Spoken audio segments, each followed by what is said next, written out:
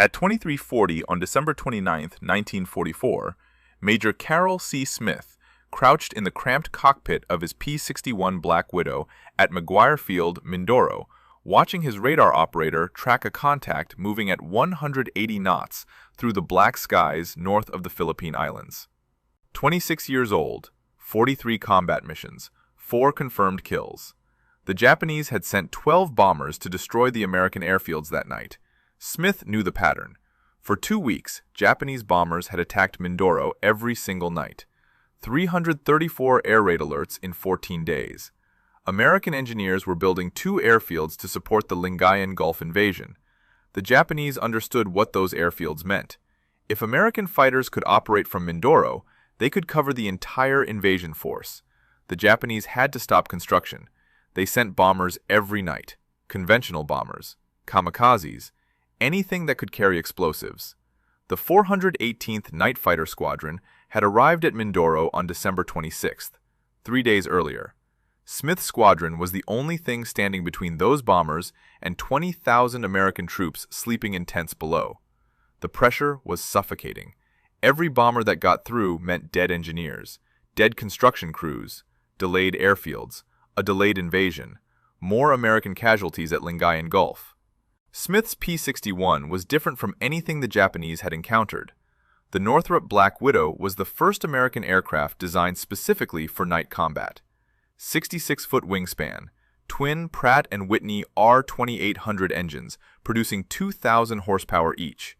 Top speed, 366 miles per hour.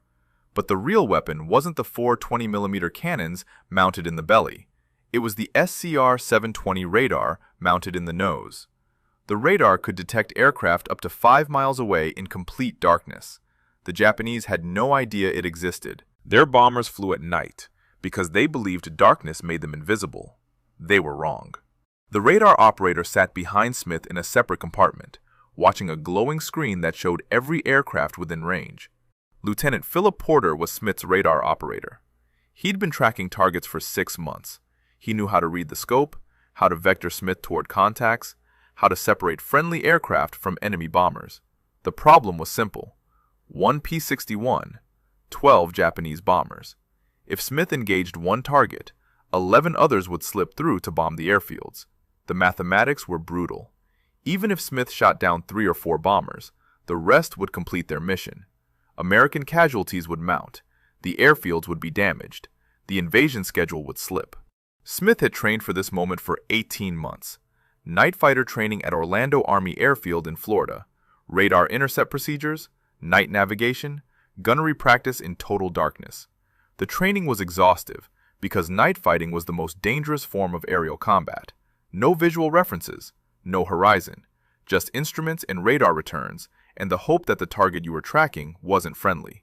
The 418th had flown its first combat mission in November 1943, operating from primitive airstrips in New Guinea, flying P-70 Havocs at first, then modified P-38 Lightnings with experimental radar. The P-61s arrived in September 1944. The Black Widow was everything the earlier night fighters weren't. Stable, forgiving, powerful. The radar actually worked. But radar couldn't solve Smith's problem tonight. 12 bombers were coming. His fuel would last maybe 3 hours. If he spent 10 minutes engaging each target, he could only intercept 3 bombers before he had to return to base. 9 bombers would get through. 9 bombers meant hundreds of casualties. Maybe thousands if they hit the fuel dumps or ammunition storage. If you want to see how Smith hunted down 4 Japanese bombers in total darkness, please hit that like button. It helps us share more forgotten stories. Subscribe if you haven't already. Back to Smith. Porter's voice crackled through the intercom at 23:42. He had 4 separate contacts on the scope, all heading south toward Mindoro, all at different altitudes. Smith had to make a choice, which bomber to pursue first, and whether his plan to intercept all 4 in one night was genius or suicide. Smith pushed the throttles forward. The twin R2800 engines responded instantly. The Black Widow climbed at 2,000 feet per minute. Porter called out vectors. Heading 035, altitude 8,000 feet, range 4 miles. Smith couldn't see anything through the canopy, just blackness. No moon, no stars. Heavy clouds obscured everything. This was why the Japanese chose tonight. Complete darkness meant their bombers were invisible to conventional fighters. But Smith wasn't flying a conventional fighter. The SCR-720 radar used a rotating parabolic dish mounted in the nose. The dish sent out microwave pulses at 180 degrees forward. When those pulses hit an aircraft, they bounced back. The radar operator's scope showed the return as a glowing blip. The scope had two displays. One showed azimuth, left or right of the aircraft's nose. The other showed elevation, above or below the aircraft. Porter watched both scopes simultaneously. He guided Smith toward the target using verbal corrections. Left 5 degrees, down 3 degrees. The system worked because Porter was exceptional at his job. Range 3 miles. Smith activated his own radar scope. A smaller display integrated into the main instrument panel. When the target got close enough, Smith could track it himself. The pilot's scope was simpler than Porter's. Just one display showing range and relative position. But it was enough. Once Smith had the target on his scope, he could close for the kill without relying on verbal instructions. The Japanese bomber was a Mitsubishi G4M. The Americans called it Betty. 2,000 horsepower Mitsubishi Kase engines. Maximum speed 270 miles per hour. Crew of 7. Bomb load 1,760 pounds. The Betty had a critical weakness. No self-sealing fuel tanks. One burst from Smith's cannons would turn the bomber into a fireball. Range 2 miles. Smith could see the target on his scope now. The blip was steady. The bomber crew had no idea Smith was behind them. Japanese bombers had no tail warning radar. No way to detect a pursuing night fighter. They flew in darkness, believing they were safe. The P-61 made that assumption fatal. Smith closed to 1,000 yards. Still couldn't see the Betty visually. The darkness was absolute. He relied entirely on the radar scope. The blip grew larger as the range decreased. 800 yards. 700. 600. At 500 yards, Smith finally saw it. A dark shape against slightly less dark clouds. The bomber's exhaust flames were barely visible. Faint orange glows from the engine nacelles. Smith moved the P-61 into position. Slightly below the bomber, slightly behind. The 420mm Hispano M2 cannons were mounted in the lower fuselage. Fixed forward. Smith had to aim the entire aircraft. He used the N6 gun sight integrated into his instrument panel. The gun sight projected an illuminated reticle onto a combining glass. Smith adjusted his position until the bomber sat centered in the reticle. Range 400 yards. Smith armed the cannons. Each cannon carried 200 rounds. 800 rounds total. Enough for approximately 40 seconds of sustained fire. But Smith wouldn't need 40 seconds. Night fighter doctrine called for short, concentrated bursts. Get close. Fire. Confirm the kill. Move to the next target. Wasting ammunition on a single bomber meant fewer rounds for the remaining targets. Smith squeezed the trigger at 350 yards. The 4 cannons fired in unison. The sound was deafening even through the engine noise. 20mm high explosive shells streamed toward the Betty at 2,800 feet per second. The tracers looked like red lines drawn across the darkness. Smith fired for 2 seconds. 12 rounds per cannon, 48 shells total. The Betty's right wing exploded. Fuel ignited instantly. The bomber rolled right and entered a steep dive. Smith watched it fall. The burning aircraft illuminated the clouds below. It hit the water 8 miles north of Mindoro at 23:57. 1 bomber down, 11 remaining. But Smith's fuel gauge showed he'd burned through 15% of his fuel, and 3 more contacts were still on Porter's scope, all heading toward the airfields, all separated by miles of black sky. And Smith had exactly 112 minutes of fuel remaining. Porter identified the second target at 0014 on December 30th. Heading 180. Altitude 6,000 feet. Range 6 miles. Smith turned the P-61 south and descended. The problem was geometry. The second bomber was 23 miles from the first kill. Smith's P-61 cruised at 280 miles per hour. That meant roughly 5 minutes to intercept. 5 minutes the bomber spent flying closer to Mindoro, closer to the airfields, closer to completing its mission. Smith pushed the Black Widow faster. 320 miles per hour. The R-2800 engines consumed fuel at an alarming rate at high power settings. Every minute at maximum speed cost him 3 minutes of patrol time.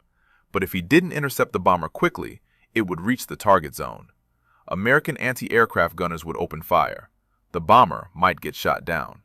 Or it might release its bombs. Either way, Smith would have failed. The mathematics of night interception were brutal. Most night fighter missions ended without contact. The sky was enormous. Even with radar, finding a single bomber required perfect coordination between pilot and radar operator. Finding 4 bombers in one night was nearly impossible. The 418th Night Fighter Squadron had scored 18 kills total since arriving in the Pacific Theater. 18 kills in 14 months. Smith already had 4 kills to his name. Adding 4 more in one night would make him the top American night fighter ace of the war. But records didn't matter. What mattered was stopping those bombers. Porter called out corrections. Smith adjusted heading. The second contact grew stronger on the radar scope. Range, 4 miles. 3 miles. 2 miles. Smith spotted the bomber at 1 mile. Another Betty. Same profile. Same vulnerable fuel tanks. The bomber was lower than the first one. 6,000 feet instead of 8,000. Closer to the cloud layer. That gave Smith less room to maneuver. Smith positioned the P-61 below and behind the target. The approach had to be perfect. Too fast and he'd overshoot. Too slow and the bomber might spot him. Night fighters relied on surprise. Once the enemy knew you were there, everything changed. Bomber crews would take evasive action. Gunners would open fire. The clean intercept would turn into a dogfight. At 500 yards, Smith saw the Betty clearly. Dark shape against dark sky. The bomber crew was flying straight and level. No evasive maneuvers. No indication they knew Smith was there. The P-61's black paint made it nearly invisible at night. The engines were quiet compared to most fighters. The Japanese called the P-61 the Black Widow. They feared it. But fear only worked if they knew it was coming. Smith centered the target in his gun sight. Range, 350 yards. He fired. 2-second burst. 48 rounds. The shells tore through the Betty's fuselage. The right engine caught fire immediately. Then the left. Both wings were burning within seconds. The bomber nosed over and dove toward the ocean. Smith watched it fall. It hit the water at 0019. 17 minutes after midnight. 2 bombers down. 10 remaining. But Smith's fuel gauge showed 42% remaining. Porter had 2 more contacts on his scope. Both were closer to Mindoro than the previous targets. Both were at different altitudes. One at 9,000 feet. One at 4,000 feet. And they were 8 miles apart. Smith made a decision. He would take the higher target first. Climbing used less fuel than descending rapidly, but the higher target was also farther north. Pursuing it meant allowing the lower bomber to get closer to the airfields. If Smith made the wrong choice, 1 bomber would get through, and the entire mission would be considered a failure. Smith turned north and climbed. The P-61 reached 9,000 feet at 0023. Porter locked onto the third contact. Range, 7 miles. Heading 160, speed 190 knots. But this bomber was different. It was faster than the Bettys, and it was taking evasive action, turning, changing altitude. Someone aboard that aircraft knew the Americans had night fighters in the area. The third bomber was a Nakajima Ki-49 Donryu. The Americans called it Helen. Faster than the Betty. Maximum speed, 306 miles per hour. Better defensive armament. 5 7.7mm machine guns. The tail gunner had a clear field of fire directly behind the aircraft. Approaching from dead astern would put Smith in the gunner's sights. Smith adjusted his approach. Instead of positioning directly behind the Helen, he came from below and to the left, the bomber's blind spot. Most Japanese bombers had poor ventral coverage. The belly was vulnerable. Smith exploited that weakness. Range decreased to 1 mile. The Helen continued its evasive maneuvers, turning left, then right, climbing 200 feet, descending 300. The pilot was experienced. He understood that straight and level flight made his aircraft an easy target. Random changes in heading and altitude made radar tracking difficult. Porter compensated by predicting the bomber's movements, watching the pattern, anticipating the next turn. Smith closed to 600 yards. The Helen's pilot made a sharp turn to the right. Smith followed. The P-61's twin-boom configuration gave it excellent stability. The aircraft responded smoothly to control inputs. Smith kept the bomber centered in his gun sight.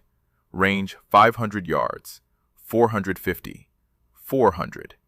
At 375 yards, the Helen's tail gunner opened fire. Tracers streaked past Smith's canopy. The gunner had spotted the P-61. The element of surprise was gone. Smith had seconds to take the shot before the bomber pilot initiated aggressive evasive action. He squeezed the trigger. 3-second burst. 72 rounds. Longer than his previous attacks. Necessary because the Helen was maneuvering. The 20mm shells punched through the Helen's fuselage. The right engine exploded. The bomber rolled inverted and entered a spin. Smith pulled away to avoid debris. The burning aircraft fell through 9,000 feet, 8,000, 7,000. It hit the water at 0029, 29 minutes after midnight. 3 bombers down, 9 remaining. But Smith's fuel gauge showed 28%, critical level. Most pilots returned to base at 30% fuel. Below that, any delay could result in a forced landing, or worse. Running out of fuel over open ocean at night meant certain death. No visual references, no way to judge altitude. The aircraft would hit the water before the pilot realized how low he was flying. Porter had one more contact on his scope, the 4th target. Heading 170, altitude 4,000 feet, range 9 miles. This was the bomber Smith had bypassed earlier, the one flying at low altitude. It was now only 12 miles from Mindoro, close enough that Smith could see the searchlights from the American airfields, thin beams of white light sweeping the sky. Anti-aircraft batteries were ready. Gunners had their fingers on triggers, waiting for targets. Smith descended toward the 4th bomber. Diving conserved fuel. The P-61 dropped through 8,000 feet, 7,000, 6,000, 5,000. Smith leveled off at 4,200 feet, slightly above the target. The altitude advantage gave him better position for the attack. He could dive on the bomber from above, use gravity to increase his speed, reduce the time the target had to react. Range 4 miles, 3 miles, 2 miles. Smith acquired the target visually at 1 mile. Another Betty. The bomber was flying straight toward Mindoro. No evasive action. The pilot either didn't know American night fighters were in the area or didn't care. Perhaps he believed his mission was more important than his survival.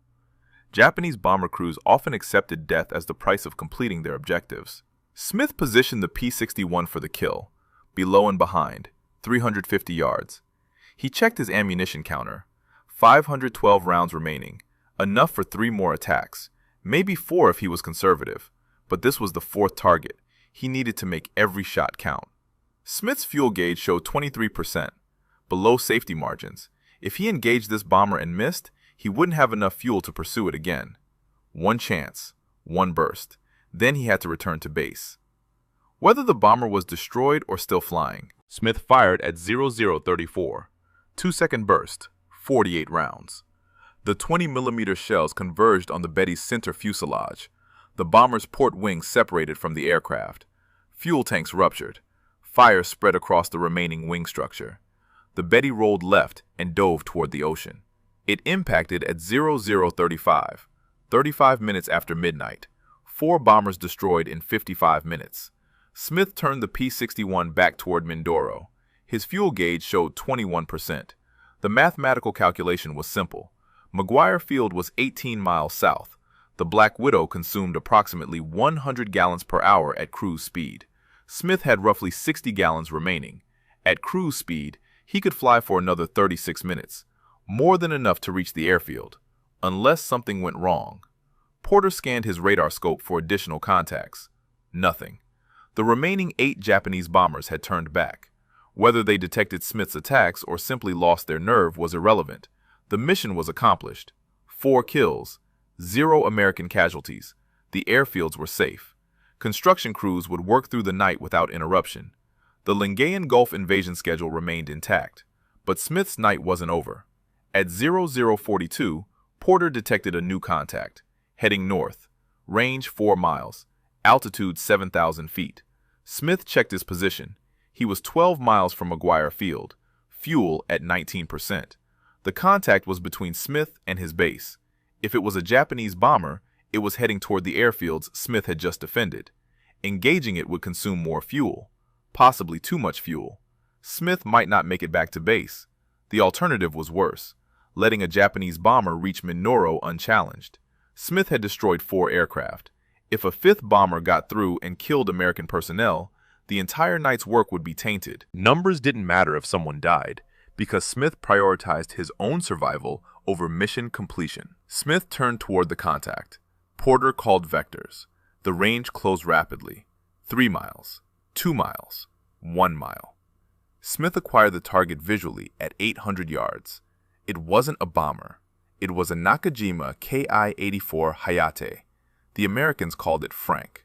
A single-engine fighter, maximum speed 392 miles per hour, 4 12.7mm machine guns, 2 20mm cannons, one of the best Japanese fighters in service.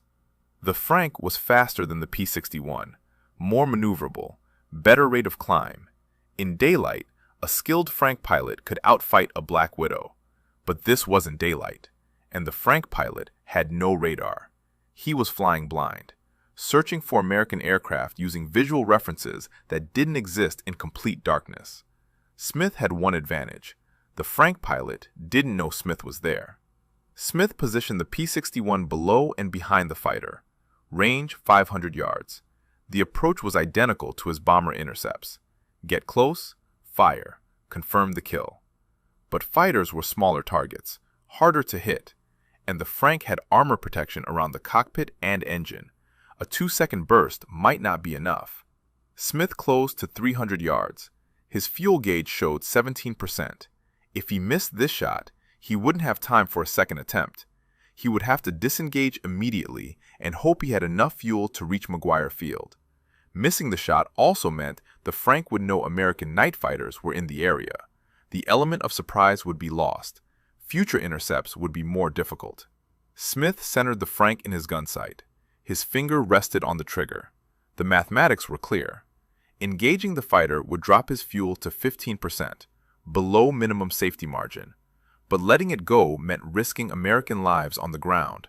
The P-61's engines hummed steadily at 320 miles per hour. The Frank flew straight and level, unaware it was being hunted. Smith made his decision at 0045. He squeezed the trigger. 3-second burst, 72 rounds, the longest burst of the night. The shells tore through the Frank's tail section and engine cowling. The Frank's engine burst into flames. Black smoke poured from the cowling. The fighter rolled right and dove. Smith watched it descend through 7,000 feet, 6,000, 5,000. The flames grew larger. At 3,000 feet, the pilot ejected. Smith saw the parachute open, a white canopy against black sky. The Frank continued its dive and hit the water at 0046. Smith checked his fuel gauge, 15%. The engagement had consumed more fuel than calculated. McGuire Field was 11 miles south. The P-61's fuel consumption at cruise speed meant Smith had approximately 22 minutes of flight time remaining, enough to reach the airfield with minimal reserves. But any headwind or navigation error would exhaust his fuel before landing. Porter guided Smith toward Mindoro using radar navigation. The island appeared on the scope as a large landmass. McGuire Field was on the southwestern coast.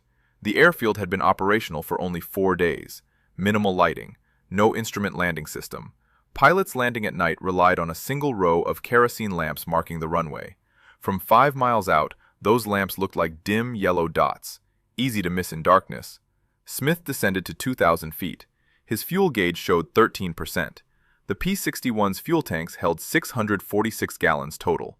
13% meant 84 gallons remaining. At cruise power settings, that provided 18 minutes of flight time. Smith was 8 miles from the airfield. At 280 miles per hour, That meant approximately 1.7 minutes to reach the landing pattern. Enough fuel. Barely. At 00:52, Smith spotted the runway lights. 12 dim lamps arranged in a line. The runway was 5,000 feet long. Crushed coral surface.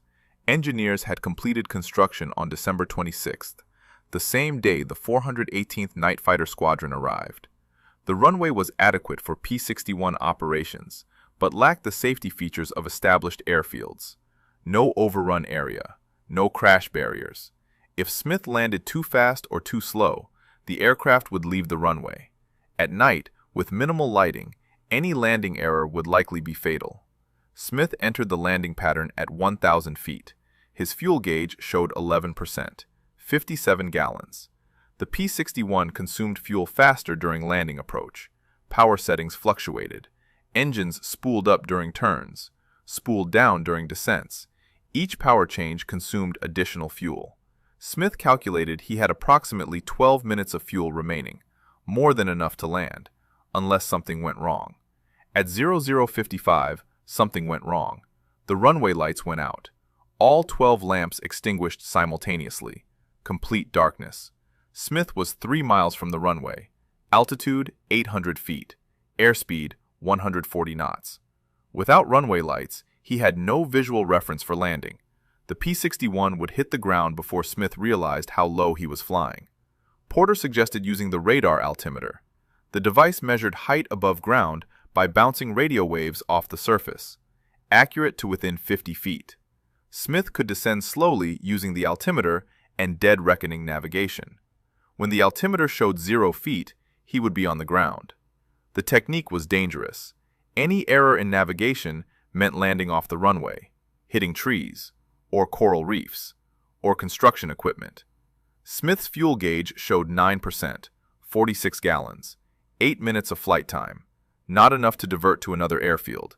Tacloban on Leyte was the nearest alternative, 90 miles northeast.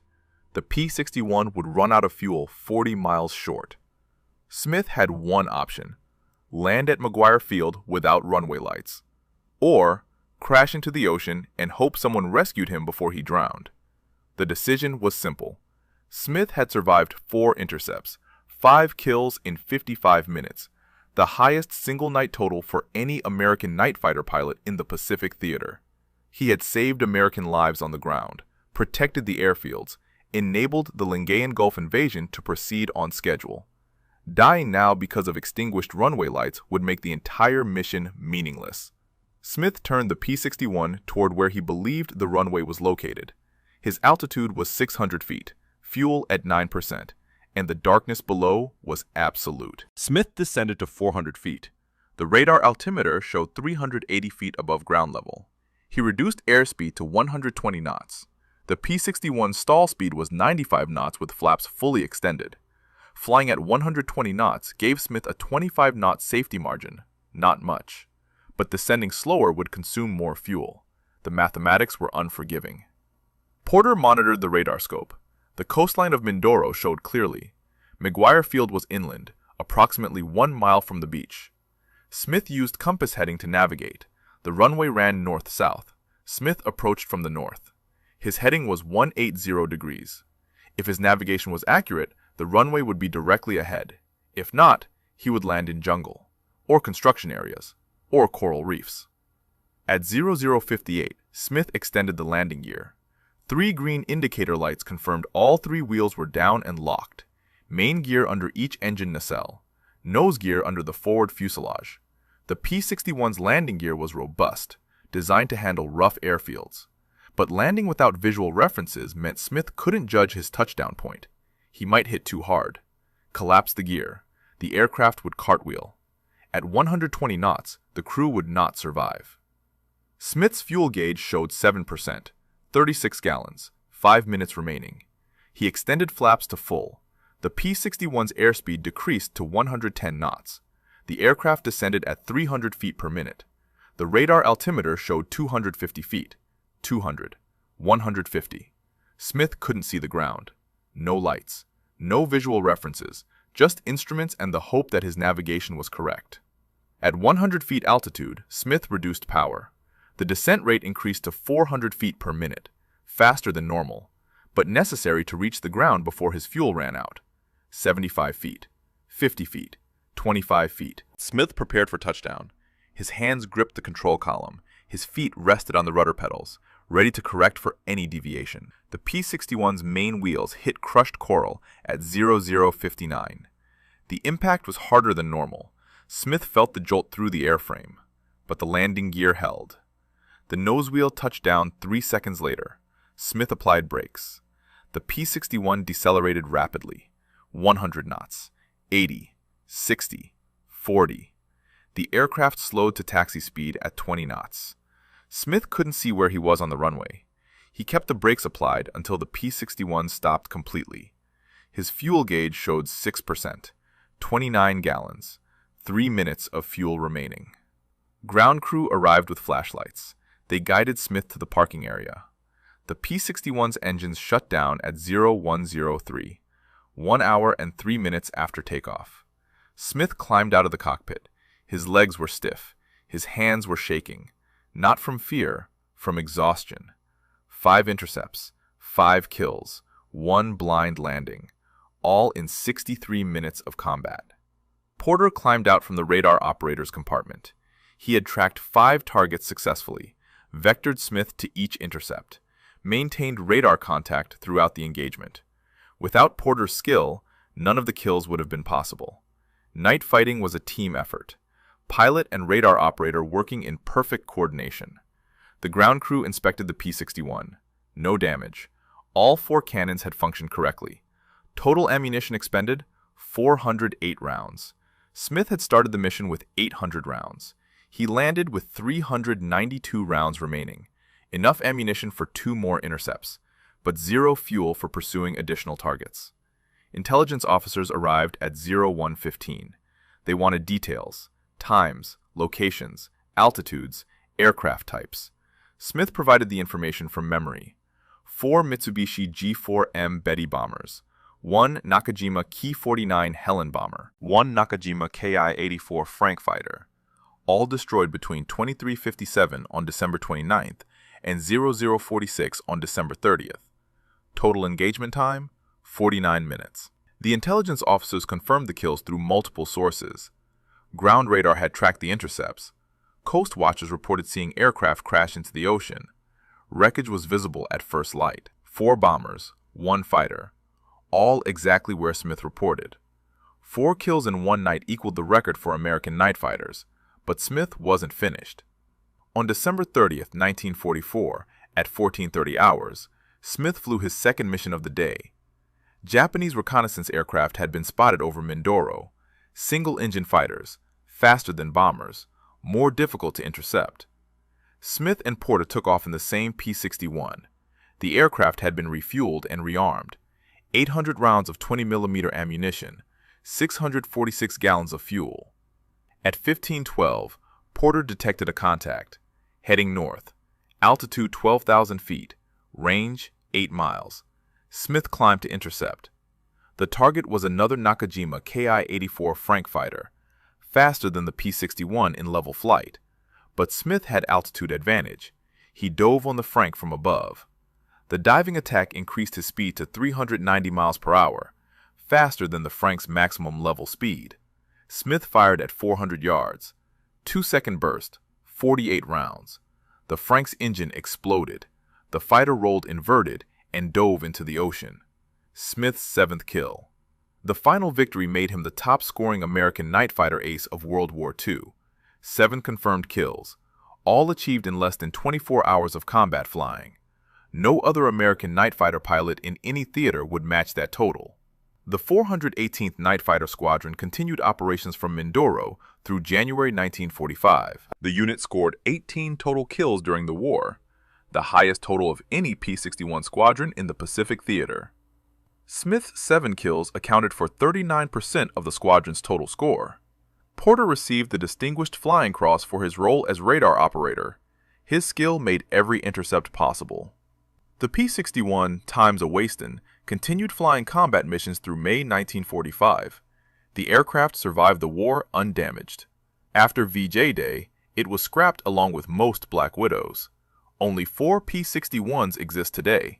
None of them is Smith's aircraft. The nose art. The kill markings. The aircraft that hunted 4 bombers in 80 minutes. All lost to history. McGuire Field supported the Lingayen Gulf invasion as planned. American forces landed on January 9, 1945.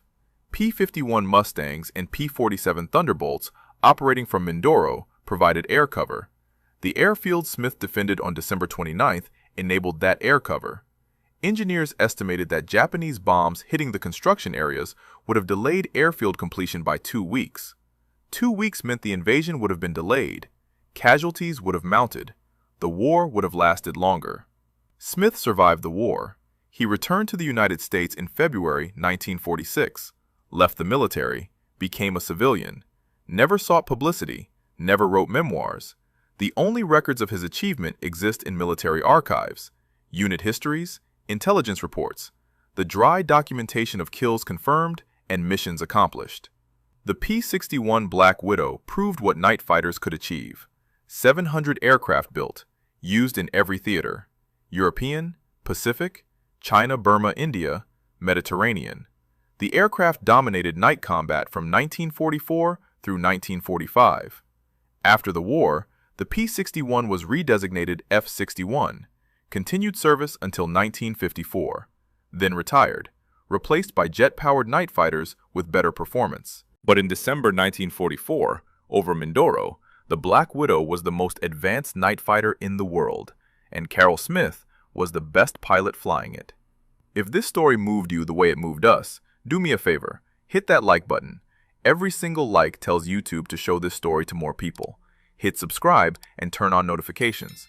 We're rescuing forgotten stories from dusty archives every single day. Stories about pilots who saved lives with radar. Real people, real heroism. Drop a comment right now and tell us where you're watching from. Are you watching from the United States, United Kingdom, Canada, Australia? Our community stretches across the entire world. You're not just a viewer, you're part of keeping these memories alive. Tell us your location. Tell us if someone in your family served. Just let us know you're here. Thank you for watching. And thank you for making sure Major Carroll Smith doesn't disappear into silence. These men deserve to be remembered, and you're helping make that happen.